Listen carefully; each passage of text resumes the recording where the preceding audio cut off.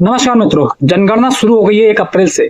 सभी तक इस वीडियो को पहुंचा दीजिए, बहुत जरूरी है क्योंकि आपके घर भी जनगणना कार्य के लिए अधिकारी कर्मचारी आएंगे। अधिकारी आपसे कुछ प्रश्न करेंगे, तो एक नए तरह का फ्रॉड आ गया है। उस फ्रॉड से आपको बच के रहना, नहीं तो बैंक खाता खाली हो सकता है। जनगणना से बैंक खाते का क्या संबंध? तो देखिए, पहले जनगणना हुई थी 2011 में, अभी चल रहा है 2026 में जनगणना भी हो रही है।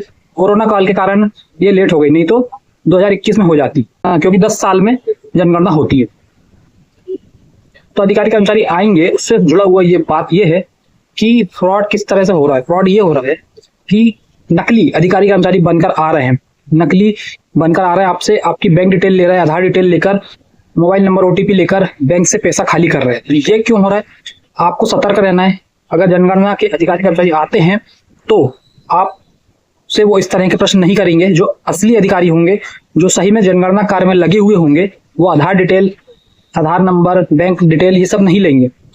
तो इस बात की जानकारी आपको पहले से मैं दे रहा हूँ, जिससे कि कोई भी फ्रॉड ना हो। क्योंकि देखिए, कोई भी नया कार्य शुरू होता है, उसमें फ्रॉड करने वाले पहले आ जाते हैं, तो इससे आपको बच के रहना है। जिस प्रकार पहले मैंने आपको बहुत सी जानकारी दिया हूँ कि किस प्रकार से नए नए फ्रॉड होते हैं। जैसे किसान एपी के फाइल की तरह एक व्हाट्सएप मैसेज आता था, उसमें भी फ्रॉड हुआ है, बैंक खाता खाली हुआ है। और भी जो अनजान लिंक के माध्यम से फ्रॉड किए गए हैं, लोगों के बैंक खाते खाली किए गए हैं, इसकी जानकारी मैं आपको पहले से दे देता हूं, जिससे कि आप सुरक्षित रहे, आपका बैंक खाता सुरक्षित रहे, पैसे सुरक्षित रहे। तो ये जनगणना से जुड़ी हुई जरूरी जानकारी है जो मैंने आपको दिया। सभी तक इस जानकारी को पहुंचाइए।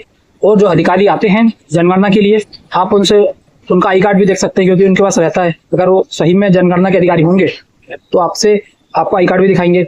आपसे जो प्रश्न पूछना है उसकी लिस्ट है, तो वो लिस्ट भी इस वीडियो में आप देखने को मिल जाएगी। किस तरह के प्रश्न पूछते हैं, किस प्रकार के प्रश्न पूछे जाएंगे, जानकारी ली जाएगी।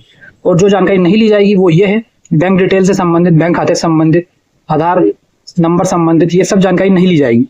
तो इसको मैंने आपको पहले ही बता दिया। तो कोई भी अधिकारी आए, अगर आधार बैंक से डिटेल पूछे, तो आप समझ जाइए कि वो नकली है, फर्जी है। इस प्रकार बचकर रहना है, सुरक्षित रहना है, और सभी तक इस जानकारी पहुंचा दीजिए। कोई क्वेश्चन है तो कमेंट पूछ सकते हैं। मिलते हैं नेक्स्ट वीडियो। एक और विशेष बात, जनगणना का ये जो कार्य चल रहा है, इसमें आप सभी को सहयोग करना है। जो भी अधिकारी आपके घर आते हैं जनगणना के लिए, जो भी प्रश्न करते हैं, उनका सही उत्तर देना है और जनगणना के कार्य में सहयोग करना है, जिससे कि जनगणना का यह कार्य सफलतापूर्वक संपन्न हो सके।